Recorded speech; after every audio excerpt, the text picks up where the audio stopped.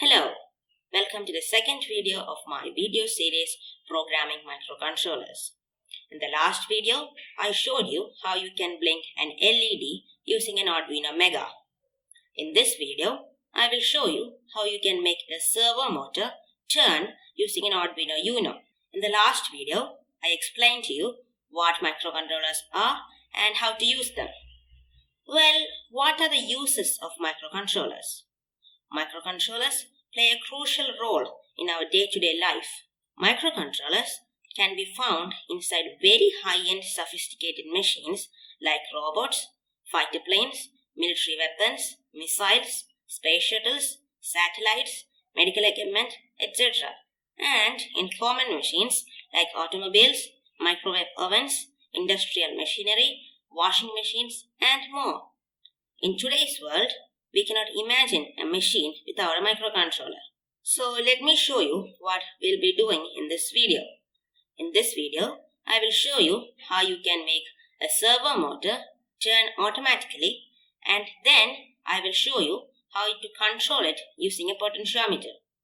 So let's see the practical implementation. So this is the first example. This is the servo. Here we can see that the servo is moving from 0 degrees to 180 degrees and then back from 180 degrees to 0 degrees. Now let's move on to the second example. So this is the second example. Here I have connected a potentiometer to the circuit, and if I turn the potentiometer clockwise, then the servo will also turn clockwise. So here we can see that the servo is turning clockwise, and now if I turn it counterclockwise, the servo will also turn counterclockwise. Now I will explain to you in detail what servos are, what are the uses, and how to control them. So what is a servo motor? A servo motor is an electrical device that converts electrical energy into rotary or linear motion. It has four main parts: a DC motor, a closed feedback controller, an integrated H-bridge, and gears. The main purpose of the gears is to increase the torque of the motor. In most servos, there is a potentiometer connected to the output shaft. This potentiometer measures the angle at which the servo head is currently at. It then provides this value to an integrated comparator which compares the position of the output shaft with the rotated angle of the potentiometer. If the output shaft is not in the right position, then it tries to correct the shaft to the right rotation angle. So what are the uses of servo motors? Servo motors are widely used in robots, fighter jets, commercial aircrafts, automobiles, and in industrial machines. Now, how do we control a servo motor? There are three connections in a servo motor: two for the positive and negative, and one for supplying the control signal. Most commonly used servos use voltages from 4.8 volts to 7.2 volts. In the control signal wire, we have to supply a digital signal known as a PWM signal. This signal is what tells the servo to which position we want it to move to. So what is a PWM signal? PWM stands for pulse width modulation. It is a type of digital signal. The servo motor checks for a new pulse every 20 milliseconds. Most of the time, the pulse is low. The rotation angle of the servo is determined by the duty cycle. The duration of time the pulse is high is known as the duty cycle of the PWM signal. So how can we generate this PWM signal? We can do this using a microcontroller. In this video, I will use the Arduino to control the servos. So let's write the code to make the servo turn. In the last video, I already showed you how to install the Arduino IDE and how to use it. So here I have opened the Arduino IDE, and to generate the PWM signal, we can manually write the code, but it is very tedious and time consuming. Instead, we can use a pre-made library. So to install this library, we have to go to the library manager. So we have to click on this icon, and the name of the library is Servo. So search for Servo, and it is this one. Click install. So down here it says it has been installed, and to use the library we first have to import it. To import a library, we have to go to the start of the code and then type hashtag, then include, and in double quotes the name of our library, which in our case is Servo. So servo.h. So this is importing the library. Now we have to define some variables. The first variable is the pin number to which our servo is connected to. So it is an integer, so type int, and the variable name will be servo underscore pin, and it is going to be pin 9, so type 9, then put the semicolon. Next we need to define a variable to store the current position of our servo, so type int and position, that is the name of our variable, and we'll just set it to 0 for now. Next we need to create an object using the parameters from the servo library, so type servo and then the name of our object, which I will call servo1. Now in our setup function we have to type servo1 dot attach and servo underscore pin. This will tell the Arduino that our servo is connected to pin number 9. Now we have to go to the loop function, and here we are going to use a new type of loop function. It is called a for loop. What a for loop does is that it loops through the code inside the function until a specific parameter is met. So let's use the for loop here. So type for, and in brackets we need to set the position to 0. We can do that using position is equal to 0. Now this is a command, so we have to separate commands using a semicolon. So put a semicolon here, and we can move on to the next command, which is to check if the position is less than 180, because 180 is the maximum rotation angle of the servo. So to check if the position is less than 180, we can use this command, which is position less than or equal to 180, and put a semicolon to separate the command. And finally, if the position is less than 180, then we need to increment it by 1. So we can do that using position plus equals 1. Now we can put curly braces and tell the program what we want to do if the above condition is true. We want to write the position to our servo.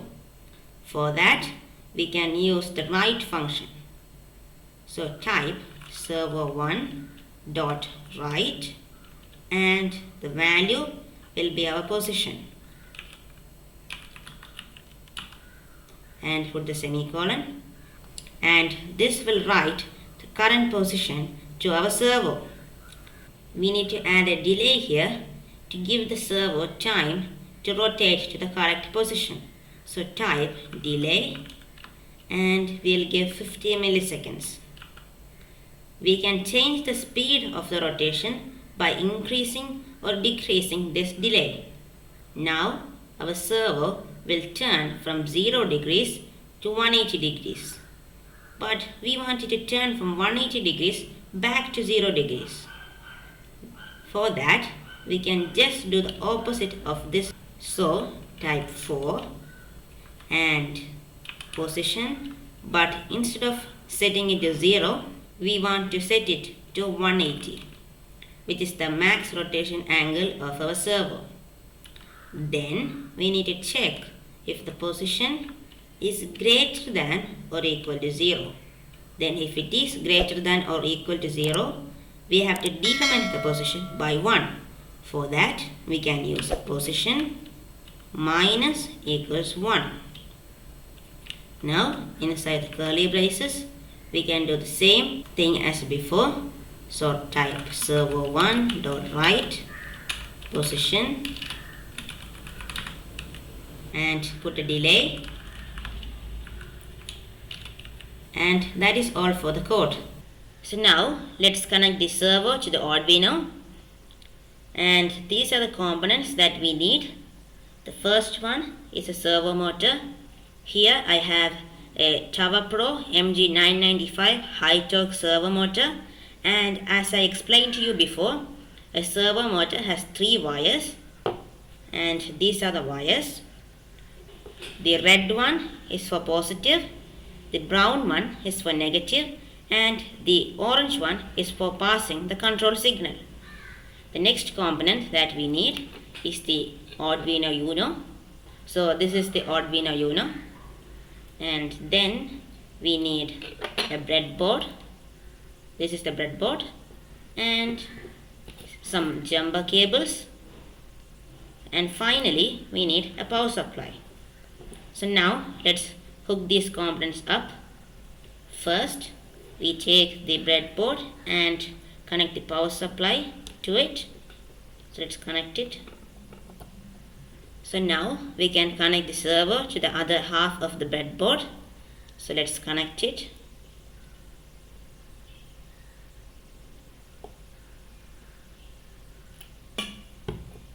So to connect the servo to the power supply on the breadboard, we need some hookup wires. So I have 2 here. Let's connect the wires together. So connect the positive of the power supply to the positive of the servo, like that, and then connect the negative to the negative, and then we can connect the control signal wire to the Arduino. For that, we are going to use a jumper wire. So take this jumper wire, connect it to the servo's control signal wire like so, and then connect it to digital pin 9 on the Arduino, which is this one. And so this is the completed connection, but we need to make one more connection, and that is from the ground of the power supply to the ground of the Arduino. This is used to create a common ground level between the power supply and the Arduino. So this is the final circuit. Here we can see that the positive of the power supply is connected to the positive of the servo, and the negative of the power supply is connected to the negative pin of the servo. The control signal wire is connected to digital pin 9 on the Arduino, and the ground from the power supply is connected to the ground pin on the Arduino Uno. Now we can connect the Arduino to the computer and program it. Now let's upload our sketch to the Arduino. Before we can upload our code, we first need to select which board we are using and also to which COM port it is connected to. So we have to go to the Tools menu, then go to the Board submenu, go to Arduino AVR boards and select the Arduino Uno. Then go to the Tools menu again, go to Port and select the port to which our Arduino is connected to. In my case, it is COM4. I'm going to select that. Then before we can upload our code, we first have to verify the code. So click on the verify button. And down here, it says that it has been compiled. So now we can upload our code. So click on the upload button. And down here, it says that it has been uploaded. So now we have uploaded the code to our Arduino. We can switch on the power supply. And we can see that the servo is moving from 0 degrees to 180 degrees and back from 180 degrees to 0 degrees. Now let's move on to the second example. In this example, we will write the code to control the servo using a potentiometer. So most of the code is same as before, and let's type that in first. So first of all, we need to import the library. So type hashtag include and servo.h. Then we need to specify to which pin our servo is connected to. For doing that, we have to create a variable. So type int servo_pin, which is the name of the variable, and set it to pin number 9. Then we need to declare another variable to store the pin number to which the potentiometer is connected to. So create another integer variable called pot pin and set it to 0. Now we will create another variable to store the value of the potentiometer. So type int pot value is equal to, we'll set it to 0 for now. Then put the semicolon. Next, we need to declare an object with the parameters in the servo library. So type servo and then the name of the servo object, which is going to be servo1. And now we can move on to the setup function. Here, as before, we need to tell the Arduino that the servo is connected to pin number 9. For that, we can do servo1.attach and the pin number, which is stored in a variable. So type the variable name servo_pin, and that is all for the setup function. Now we can move on to the loop function, and here the first thing we need to do is read the value of the potentiometer. So we are going to set our variable pot_value to the value of the potentiometer. And to get the value of the potentiometer, we have to use a function called analog read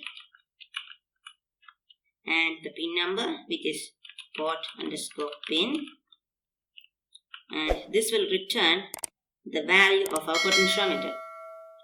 Now, to control the servo using the potentiometer, we have to map the value of the potentiometer to the value of our servo. And to do that, we can use a function called map. So first, we have to set the mapped value to our port value variable. So we are going to do pot_value is equal to and then map. The first one is the value, which is pot_value. Then we have to define the minimum value of our potentiometer, which is 0. Then we need to define the maximum value of our potentiometer, which is 1023. Then the minimum rotation angle of our servo, which is 0 degrees, and the maximum rotation angle of our servo, which is 180 degrees. Now we can do servo1.write and write the port value. Then put a delay and we'll give 50 milliseconds as the delay. So now let's see how we can modify the circuit to include the potentiometer. So here I have a potentiometer. It is a 10K potentiometer and it has 3 terminals. The outermost terminals are where we have to connect the power wires, and the middle terminal we have to connect to the Arduino. So let's place the potentiometer on the breadboard.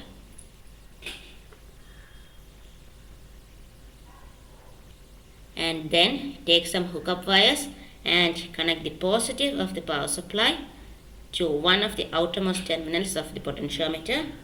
So take this and connect it here.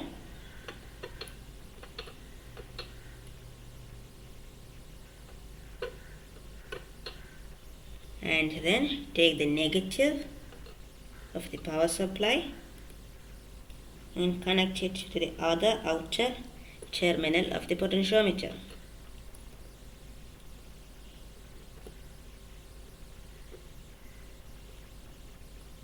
Now we can take another jumper wire and connect it to the middle pin.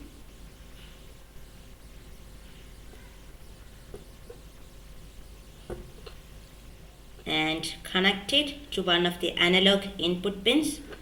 I am going to connect it to A0, which is this one, and that is all the modification that is required to include a potentiometer to our circuit. So now we can upload the sketch to our Arduino and use the potentiometer to control the servo. In the previous example, we have already selected the board we are using and also the COM port to which the board is connected to. So we just need to click on the verify button. So let's click on it. And after it is done compiling, we can click on the upload button. And down here it says that it has been uploaded. So now we can switch on the power supply. And if I turn the potentiometer, we can see that the servo is turning as well. So that's all for this video. Thanks for watching.